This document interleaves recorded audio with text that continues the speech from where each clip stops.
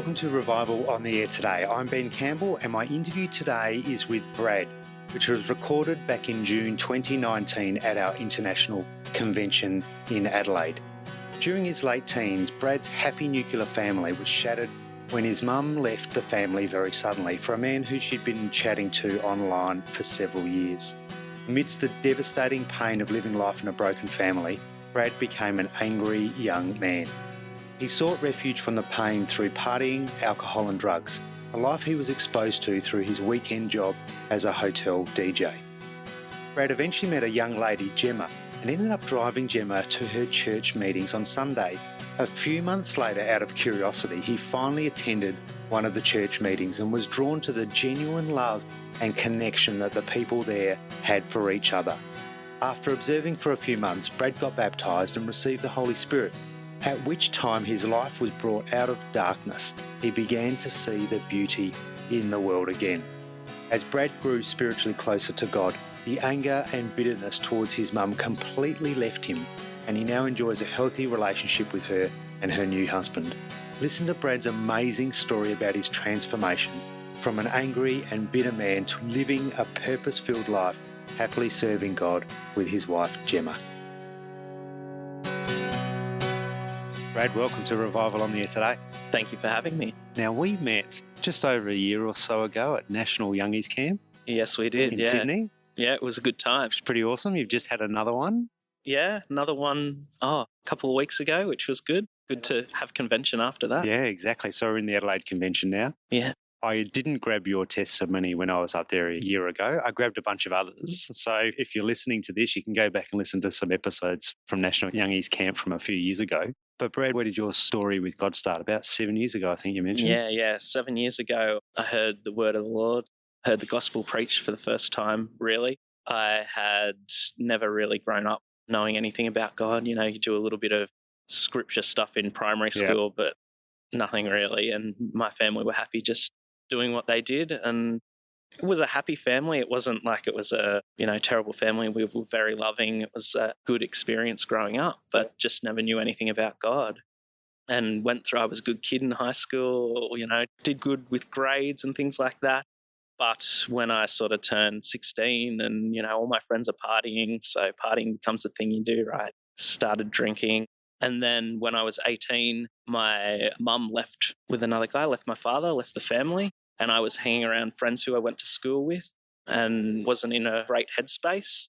I imagine that must have been a bit of a shock for you if things seemed pretty good up until that point.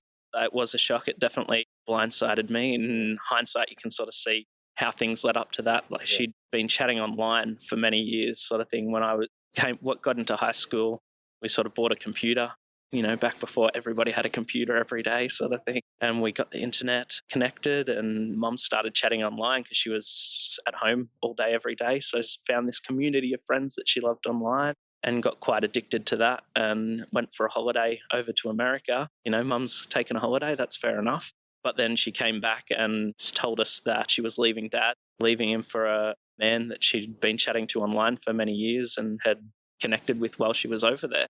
And so that sort of blindsided the family. And she got back from a holiday and was gone within a couple of weeks sort of thing. It was just like a complete upheaval of everything. How did that make you feel at the time? That must have been really hard. It was really hard. I had been partying for a little bit before then, but I was, hanging around with friends in high school and just started DJing in a pub and got into drugs and alcohol pretty heavily there after that. It was a hard time. It was definitely hard. My sister had moved to Nowra to be with the guy she was going to marry. Yeah. So she's older? She's younger. Younger, okay. Actually, yeah. She got married young. So it was just me and Dad. Massive change in such a short period of time. Yeah, that's right. A household of 4 of us down to 2 unhappy guys in a couple of weeks was a massive thing.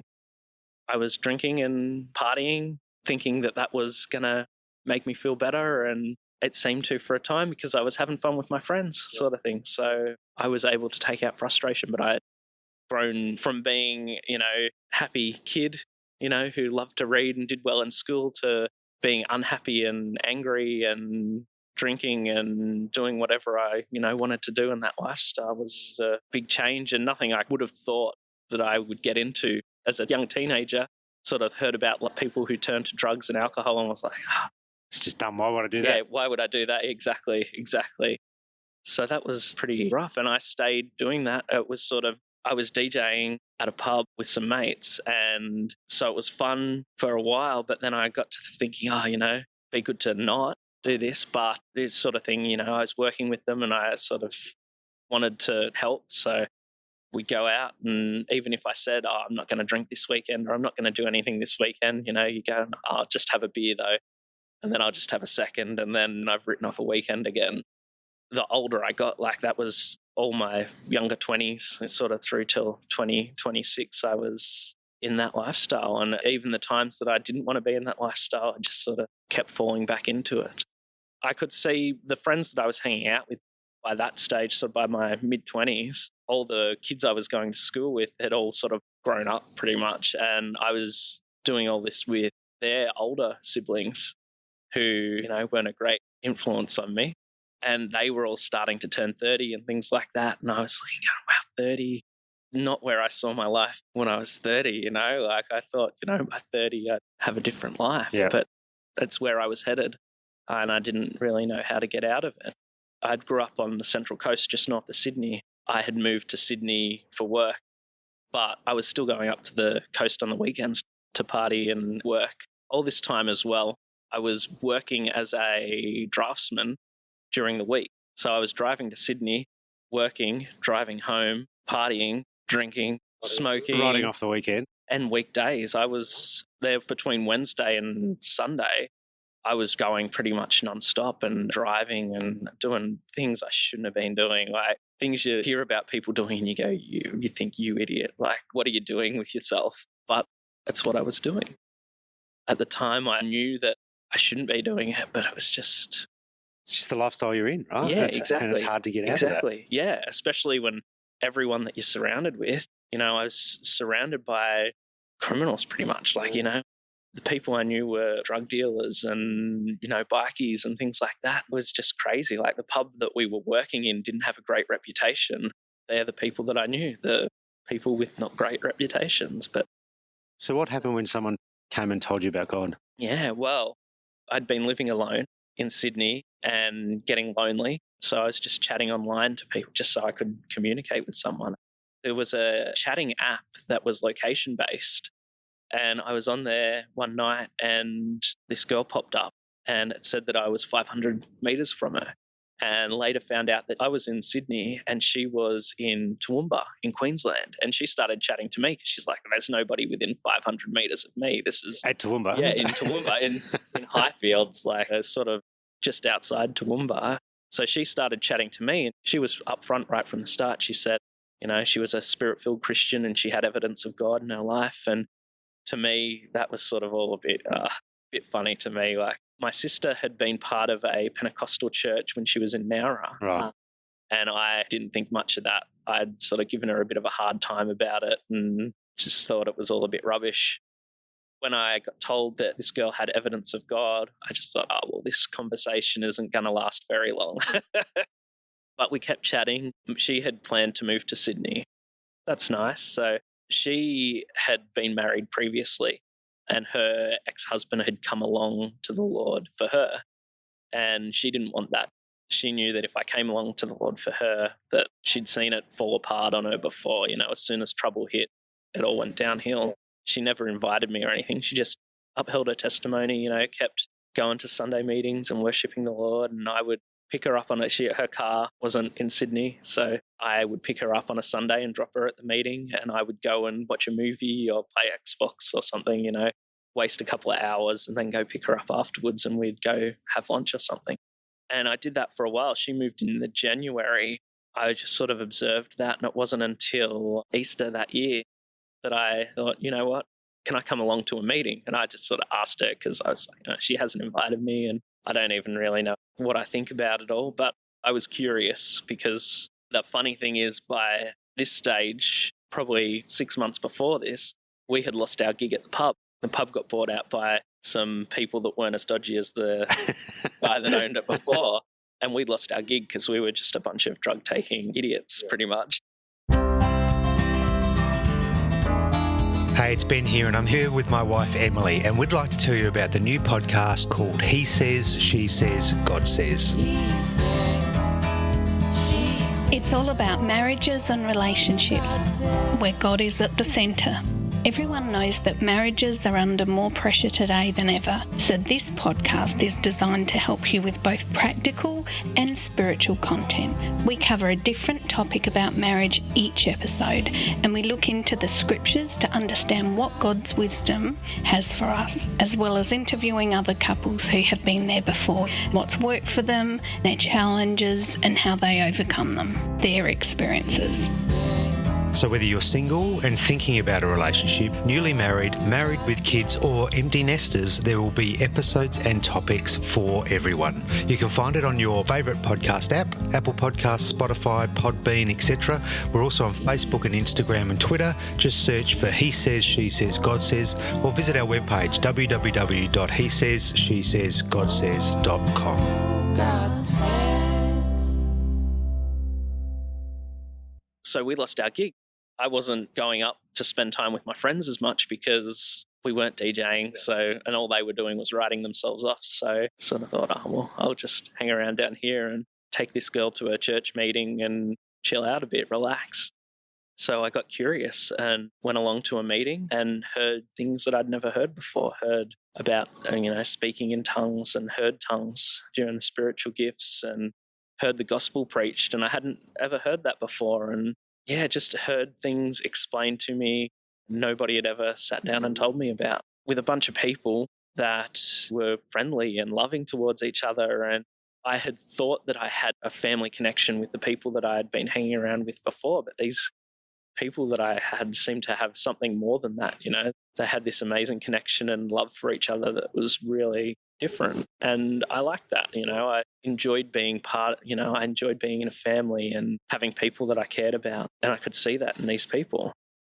So I kept coming along. I went to that first meeting, and I don't think I missed an activity or meeting after that. I started going to the Wednesday night meetings, and I was going to whatever was on, just to sort of be around these people and observe them and check it out. I didn't want to, I got, being baptized put to me and all this sort of stuff, but I'd been very quick to jump into things in my history, and that obviously hadn't taken me down a great path. And I knew that I wanted to take it seriously. If I was going to make a decision to get baptized, it's because that's a decision I was making for the long term sort of thing. I wasn't going to get baptized and be like, well, that was very nice, but off to had the a next good new wash. shiny toy. Yeah. Yeah, exactly. After a month and a half, something like that, which was probably still pretty quick compared to probably some other people. Yeah. But that was a decent amount of time for me, yeah. I'd put it to the Lord that I wanted to be spirit-filled, I'd sort of started talking to the Lord because that's what all these people did, and it was working for them. So I wanted to be spirit-filled before I'd even thought about getting baptized. So I'd been talking to the Lord about that, asking for the Spirit, praying in the capacity that I sort of had been shown. I made a decision one day, you know what, I'll get baptized. I'll take that step.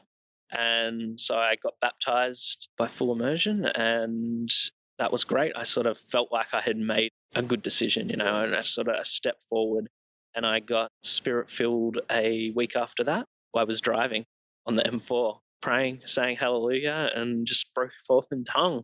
It was an amazing experience. It's sort of like, oh, wow, what all these people have been talking about, it's real. And no wonder they're so happy and connected. Yeah, exactly. I went from a position where I was in darkness. I remember walking through the city with Jemma, the girl that talked to me. Who's now your wife? Who's now my wife, yes, yeah. Throw that in. I always forget that when I'm giving my testimony. You married her, right? I'm like, yeah. No, we got married like a year after I came along. But we'd been walking through the city one night, and everywhere I looked, I could see the lifestyle that I was in. I'd look over and I'd see the people doing shady stuff in the dark alley and saw all the terrible things that were out there. And she looked at me because I was talking to her about it, and she's like, can't you see the beauty that's in the world? And as she said that, she bent down and picked up this little folded paper crane that was on the ground, this little yellow paper crane. And so when I received the Spirit, it was like the light got turned on, and all those dark places that I could see were just sort of illuminated, and I could see the beauty that she could see when she picked up that crane, and that was a really amazing thing. And I mean, it's gone to a point now where I'm nearly oblivious to the dark things. And on our honeymoon, we went to Bali, and walking down the street, and Jemma was like, "Oh, watch out for whatever's happening on the corner there." And I'm like, "Oh, why? What's happening?" I didn't see anything. Wow. So, yeah. What an amazing difference. Yeah, right. There was nothing inside me that wanted to go back to that old lifestyle. Like the Lord just took everything, all the old things that I had been doing, just took it away and put me into this amazing fellowship, this family of God. So how long ago was that now? About 7 years, just a couple of weeks ago. And that's been amazing. And I'd always sort of been a bit of a worker. I enjoyed working. My father had a very high work ethic and sort of passed that on to me. And that's one of the things with the DJing I liked was, I was working, what I was considering working. And so I'd been coming along to the fellowship for, feels like it was only, a month maybe. And one of the ladies in the fellowship came up to me and she said, "Oh, you used to be a DJ, didn't you?" And I'm like, "Yeah." So you know sound gear, right? And I'm like, "Yeah, I know sound gear." "Oh, cool. We need a new sound guy. Do you want to jump on that?" So I was put straight to work for the Lord. I think that was a fantastic thing for me to get to, be integrated so quickly into the fellowship and working for the Lord, and working for my brothers and sisters. It was really good for me to have that and to have podcasts. There's so many talks and stuff I could find on Revival Fellowship. Just get in the car and drive for an hour in Sydney doesn't get you far, but I had time to listen to a talk on my way to work or wherever I was headed, which was an amazing thing for me, really gave me a nice foundation. It's hard to sit across from you and imagine the angry man that you must have been. It's actually really quite difficult to imagine who that guy must have been. That's a good thing. It's amazing. It's really amazing. I had a lot of anger. There was a period, especially drinking so much and taking the drugs that I was and being around people that were so violent. Like the pub we were in, having fights was a weekly thing. Like there was a period there, I think over a month, we had 3 stabbings or something like that just out the front of the pub. I was in that environment and I was a product of that. Yeah. I was an angry man. For me to get angry and throw my fists into a wall or a tree or something was pretty common sort of thing. My father often looked at me because I was living with him and I was trying to hide what I was doing from him because, I didn't want to disappoint him or anything, but he could see that I was angry and he said to me a couple of times, he's just waiting for the moment when he's going to get a call saying, "Oh, your son's been arrested for assault," or something like that. Yeah, right. I was just an angry dude. So what does he think of the bread now? He loves it. He's been really supportive, which has been great. I think to see he wouldn't have been blind to what I was doing. He knew the people I was hanging around with. To then see that change from that to, being an active member of a church and, talking to him about being spirit-filled and, he came to my baptism, which was an awesome thing. And, we bought him a large print Bible because he was sort of seemed like he was getting interested, which was really positive. Yeah, it's been a huge change for him to watch, especially because he was there for those years. Yeah, he's rapt that I'm out of that. Yeah, I bet.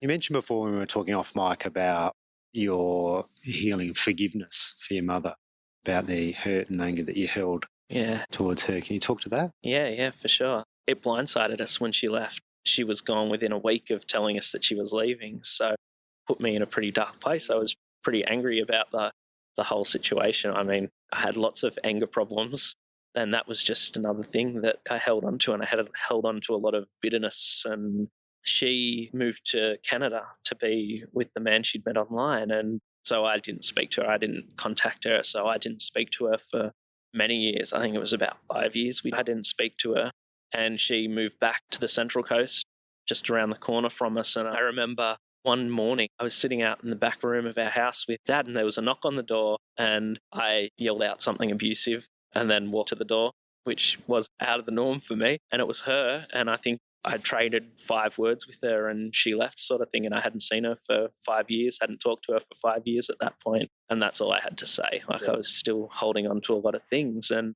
from that point on, I'd see her every now and then, but, I was always quite cold and didn't have a lot of love there, which I know was hard for her.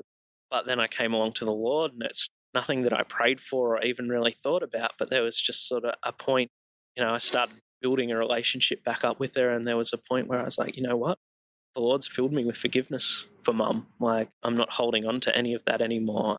And it was such a weight off my shoulders, to know that, the Lord could do that for me, and not even asking for it, just having the Lord be able to see that that's what I needed and give me that. And to then be in a position where we've built up a relationship now, and she ended up marrying the guy that she left with for. And so he moved back to Sydney with her, and to then build a relationship with both of them, and has been an amazing thing. Wow. Yeah. Wow. Nothing that could have happened without the Lord. Yeah. Without the Lord, I would have held on to that to my grave because I was just angry. Yeah, so praise the Lord for Wow, that. that's amazing. Yeah, fantastic. Awesome, mate. Thank you so much for sharing your testimony with us. I'm glad I bumped into you in the hallway. Yeah, I know, right? No, it's my pleasure. My pleasure. The Lord's doing great things. He is. We've heard so many great stories from this convention alone, and I've grabbed a number of them already for the podcast, so I'm looking to grab a few more while we're here. So thanks for sharing your testimony. No problem at all. My pleasure. Thanks, mate. What a beautiful story of a life restored and a wounded soul made whole. When I was speaking to Brad, it was really hard to reconcile who he is today with the person he once was. He's such a genuine, loving and caring person. It doesn't matter where in the world you are or how broken your life seems, God can change your life. We would love for you to reach out to us if you'd like to know more information about how to have more love, joy, peace and purpose in your life. Send us an email via podcast@revivalontheairtoday.com. You can also follow us on social media. We're on Instagram and Facebook. Just search for Revival on the Air Today. To listen to other recorded episodes, just scroll down the page. There's plenty more there for you to listen to. I hope you'll join us again soon. Until next time, God bless.